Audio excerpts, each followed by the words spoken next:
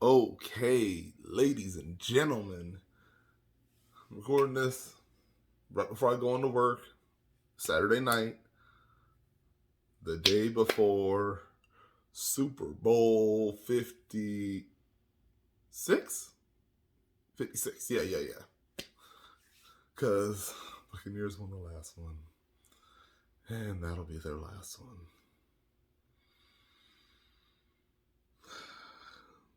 Go ahead. I've been having it from everybody all over the place. It's fine. But I just want to give a very, very, very quick breakdown of how I think the Super Bowl's going to go. So, here we go. And I'm going to say that I'm going to give two options to win on who's winning, but it is specifically down to two factors with each. So, the first one I'm going to go over is if the Rams win. The LA Rams, led by Detroit Lions, just mainstay. So glad he got out of that situation, Matthew Stafford. He deserves this. I'm very happy for him. Honestly, he really did. He deserves his flowers because he has suffered so much with everybody and everything. Like, doomed franchise. Hasn't been to the playoffs. I think they only went to the playoffs once in his entire tenure, if I remember correctly, if at all. And now he's in the Super Bowl. Like, full turnaround. And it all happened in a faithful interview or a faithful actual buddy meetup hangout in Cancun, Mexico with Jay Glazer and his coach, Sean McVay. And I believe Andrew Whitworth was also there as well. But, yeah. The story's all over the place. You can go find it wherever. But involving Matthew Stafford, you have the number one wide receiver, had the single best season of a wide receiver in history. Like, him and Calvin Johnson, who also, ironically, was a wide receiver duo with Matthew Stafford. He is that good. I will give Matthew Stafford that. And he's done it with bad teams, bad receivers, good receivers. He puts up monster numbers. He's not afraid to gun it. He trusts his aim. He's a gunslinger. He's Brett Favre if Brett Favre was a bit less risky. Just because Brett Favre has tendency to let that ball linger, and when those balls hold up high for too long, they get picked. That's what happened his whole career. So, with this now, we see a new revamped Matthew Stafford with Cooper Kupp, consistent hands, amazing route runner, amazing yards after the catch. Like, not only will he be able to burn you, but he does have amazing footwork as well. He is, for all intents and purposes, right now, between him and Devontae Adams, like, best QB or best wide receiver in the league, and possibly best of the last decade. We'll see what ends up happening with the Super Bowl. On the other side, you also have Odell Beckham Jr., who has now revamped his career as well, just like Matthew Stafford. Joining up from the Browns, who he only got, I believe, one or two receiving touchdowns this season. With, if any, it might have been zero as well. Oh my God. Ruined franchise, ruined teams. Rams are just bringing them all in. Like, we're going to get you guys the rings and the flowers you deserve. They're what the Buccaneers were last year, but I wish we were going to be in the future. But oh well. Go Rams. I can't even say that. It hurts. Nah. But going on, we have that he's a great deep ball threat. He will get his targets. Honestly, they're going to throw the ball. They're going to throw it a lot. Cincinnati's secondary is known to be definitely exposable, particularly with I didn't even know about all the hate on Eli Apple until last week, and even before all the memes started dropping about him, my brother was already on him. Like, dude is trash, and yeah, he is trash. I remember him back with the New York Giants. Just could not. Like, he had a tendency to get burned, and not just get burned. He'd get sunned. He got sunned by Mike Evans. He got sunned by. Oh my gosh, what's his name? Oh,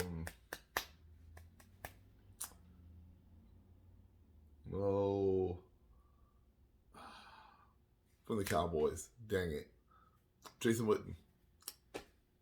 No, I'll have to look that up. We'll get back to it. Oh well, but yeah. Long story short, Eli Apple can't get burned, and he will expose them. And whether they put Cooper, whether they put Odell, or they also still have a third option in Van Jefferson, who has had a extremely strong season. I actually had him on my fantasy league, and he definitely did work for me. He had a couple of 30-point games, and he is just solid. Cooper Kupp will get a guaranteed 100 yards. That's just how he is. That's how he's built. Odell gets about, I'll say he'll probably get 230 yard, or he'll probably get like 40 yards, but he's going to get a like 15-yard touchdown. I'm going to throw a fade to him. And he'll get another solid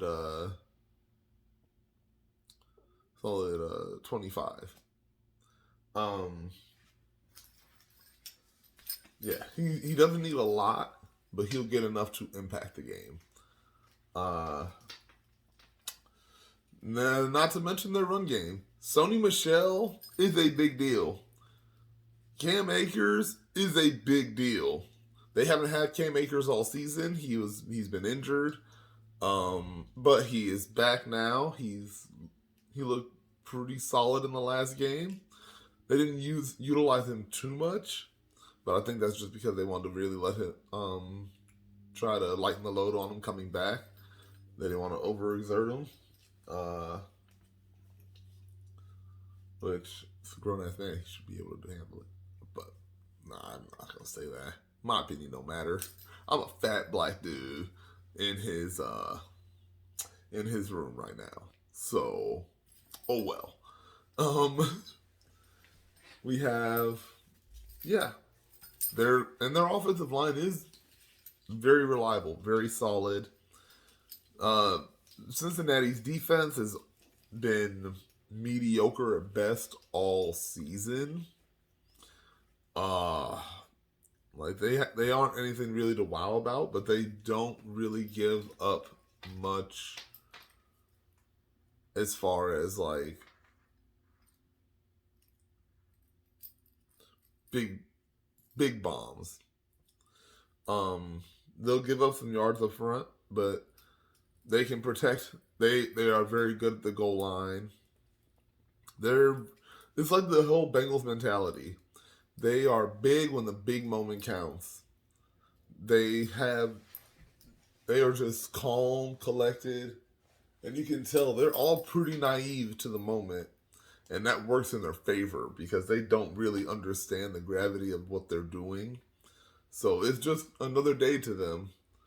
The Super Bowl, I honestly think like there's a video that came out earlier this week about them not splitting the poles as they were walking because they didn't want to jinx anything. And like superstition, like that's always something that's in the back of the head, but that also means that you're putting all of your energy and your focus into that and not into the feeling the pressure from it. Um so the actual moment, they are great. They are calm because it's nothing to them. They've put their fear aside to be able to go play ball, and they've done it all season. And I respect the hell out of it. All right. So I bring all of that up because I really do think that if the Rams are going to win, it is going to be on that offense. It's going to be on Matthew Stafford. Because if he throws picks, they're going to give Cincinnati the chance that they need. And they have genuinely, consistently put points up whenever there's been a turnover. They like to take advantage of the moment. They like that momentum shift. They feed on the momentum. So, with that being the case, Rams got to be on their ball, and they'll be just fine. Now, speaking on the other side of the field, we are talking about what is going to allow it's the second half. So, what's going to allow the Bengals to win? The Bengals will win on the back of Cincinnati's offensive line. Joe Burrow, Jamar Chase, T. Higgins, Tyler Boyd, Joe Mixon, they have all proven themselves. Oh, Brandon Perine as well. Cannot forget him either. They have all proven themselves to have solid hands. They have drive. They have gut. They have grit. They like the moment. They enjoy playing up to their expectations, which are loftier than anything I've ever seen. Joe Mixon, if they really do pound that ball, they feed him. They really do gotta feed him. If they feed him, let him run and wear down the Rams defense. Get him going on fakes, get him going on outs, like really grind it out. He can handle it.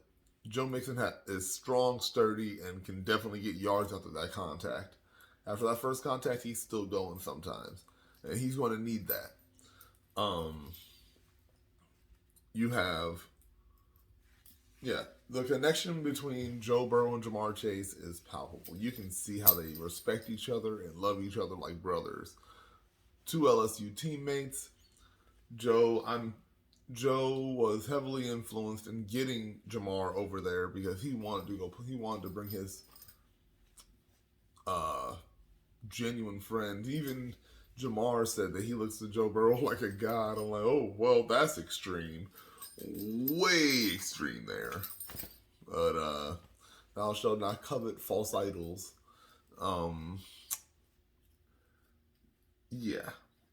We have a great duo right there. They are something that's going to be, we're going to be talking about in the NFL for the next 10, honestly, I think 10 years. 10, 11, 12 years, they can still be doing this and still burning everybody. They're both that good. If they ever manage to figure out a way to get Justin Jefferson off the Vikings over there as well, my God, unreal. They even have one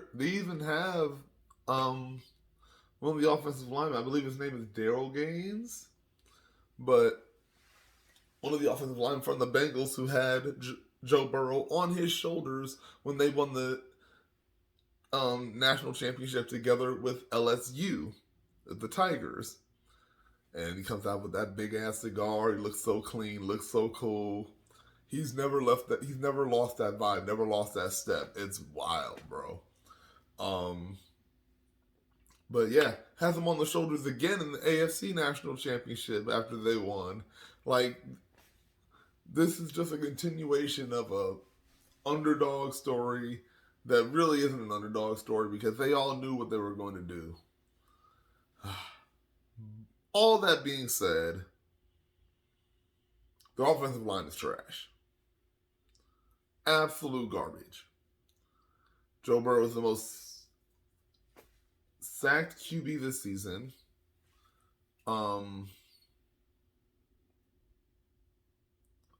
He's either the most sacked or the second most. I can't remember. But dudes just taking abuse left and right. If they get you are going against the absolute juggernaut that is the Rams defense. They are going to have to be flawless in order to win this game. They have to play the best game of their lives because they are playing against the best players alive. Aaron Donald, in my opinion, is athletically and mentally and physically, oh my gosh, just the best player in the entire NFL. Not just on defense, the NFL. If we're talking about the full roundedness of the position of their position and what they play, like Tom Brady, amazing, absolute perfect, can't run. Aaron Rodgers, absolute gunslinger, eye of the tiger, has that mentality. Still not Michael Vick. Like, Michael Vick is the pinnacle of, like, that speed QB, in my opinion. When he was with the Atlanta Falcons, it was God tier. Like, he was unstoppable. And then when he comes back and actually does it after, the prison incident, but he comes back and does it with the Eagles, you can tell he lost a couple steps, but he was still him. Still him. Still put in work. So fast. God damn. But Mike Vick, Aaron Donald could probably race anybody minus short of Tyreek Hill. And oh my god, who did he lose to in the Pro Bowl in that race? Oh my goodness. It was Chubb. It was Nick Chubb. But in any case, he is the fastest player in the league, the strongest player in the league, the most aggressive player in the league, the smartest player in the league, the most cunning and athletically gifted player in the league. Dude is just built different than anyone I've ever seen. Like, I swear, if he decided that one day he wanted to lose 40 pounds, he could legit play cornerback just as well.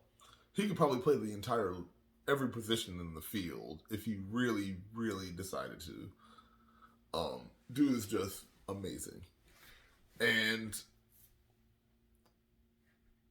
definitely future Hall of Famer, in my opinion. Speaking of Hall of Famers, they also have Von Miller. And Von Miller has proven time and time again, he did it in the Super Bowl with the Broncos against the Panthers. Like, he is big when the big moments happen. His sacks, like, he got, I believe it was 2.5 sacks.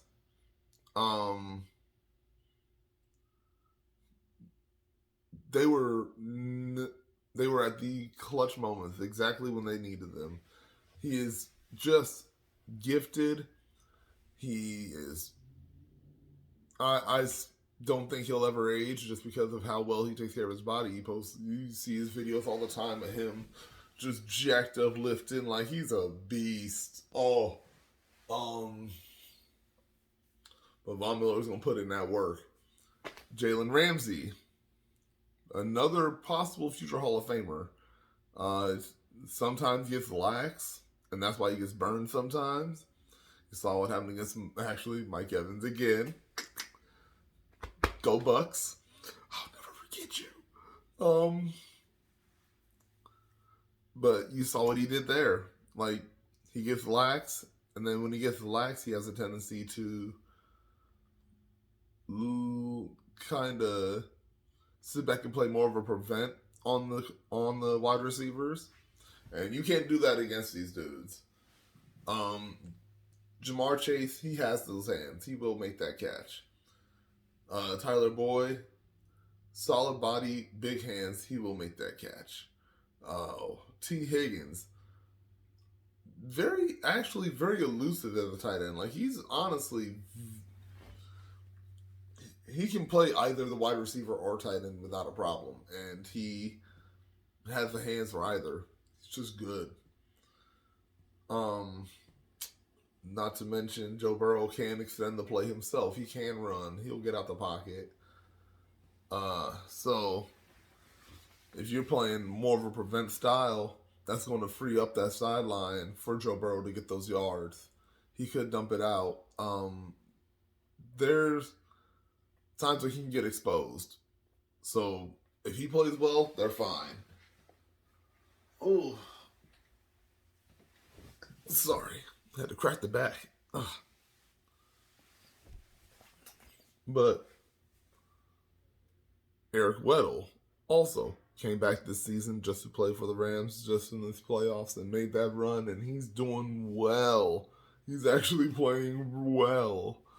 Like, he was retired, he was gone. Another future Hall of Famer, in my opinion. We'll see. He deserves his flowers. Especially if he gets this ring. Yeah, he deserves his flowers. So, they're going to get in. They're going to get that pressure on him. Joe Burrow is going to get... He's not going to have his options available. He's going to get rushed. He's going to get hurried. The offensive line has to give him all that he can. They have to be his rock. Because if the Cincinnati Bengals offensive line can protect him, give him the time that he needs, he can make it happen. They have proven time and time again they can make it happen. If they have to rely on that leg of, I've been calling him Evan McPherson, fearless. Like, this dude is just fearless. Like, doesn't care about nothing.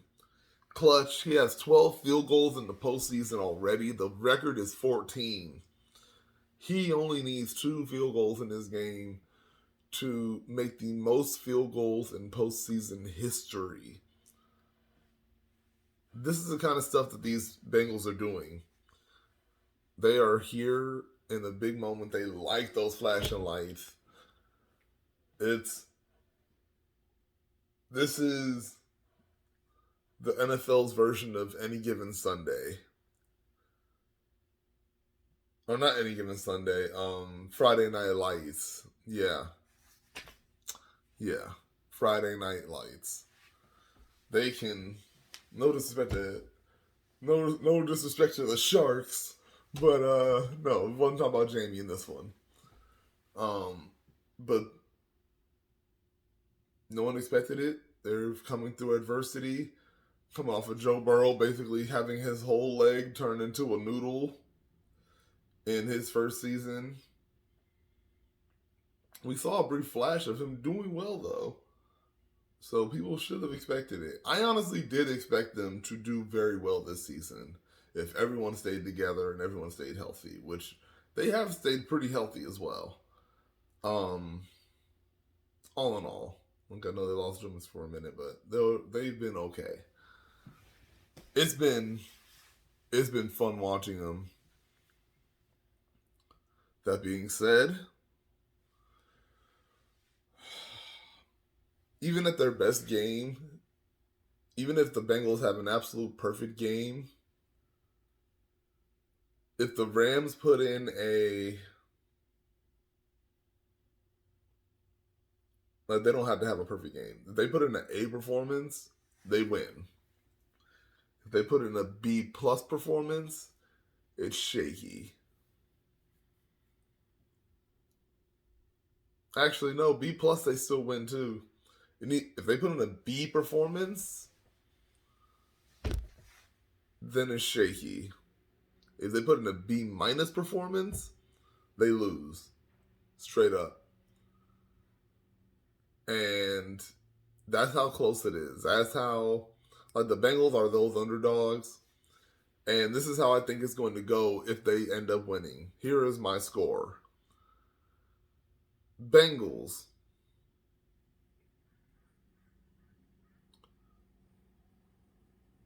31, no, 34-30.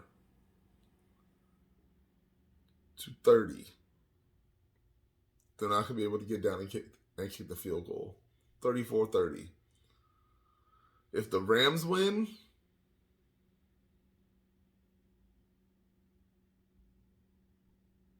38-31. Yeah, 38-31. Like, it's going to be that kind of game. They're going to see points. We're going to see touchdowns. We're going to see um uh, defensively. It's a mismatched game. I won't lie. Offensively and defensively, super mismatched game for the Cincinnati Bengals. They're going to need to play at their absolute number one, and I think they can do it. That's how much faith I have in them. Like, I think they can do it. So we'll see. But other than that, I wish you guys a good day. Don't forget to subscribe, like, follow, all of that. Feel free to leave a comment and tell me what you think your predictions are. I'm really interested in seeing where everybody's sitting at right now. Head says Rams, but my heart says Bengals. We'll see what happens. Thank you, Ben. All right. Peace.